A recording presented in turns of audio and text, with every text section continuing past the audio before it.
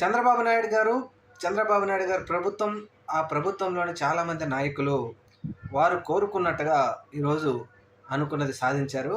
2024 సార్వత్రిక ఎన్నికల్లో విజయం సాధించిన తర్వాత పెద్దిరెడ్డి రామచంద్రారెడ్డిని కానీ, ఆయన కుమారుడైనటువంటి పెద్దిరెడ్డి మిథున్ రెడ్డిని కానీ ఎలాగైనా సరే జైలుకు పంపించాలి అని అనేక ఎత్తులు, అనేక పన్నాగాలు పన్నారు.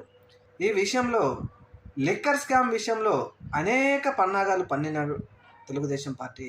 ముఖ్యంగా బెయిల్ మీద బయట ఉన్నటువంటి మన ముఖ్యమంత్రి చంద్రబాబు నాయుడు గారు ఈరోజు నిన్న అరెస్ట్ చేశారు ఎంపీ మిథున్ రెడ్డి గారిని లిక్కర్ స్కామ్లో. అలాగే జడ్జి గారి ముందు ప్రవేశపెడితే మిథున్ రెడ్డి గారికి ఆగస్టు 1వ తేదీ వరకు రిమాండ్ విధించారు.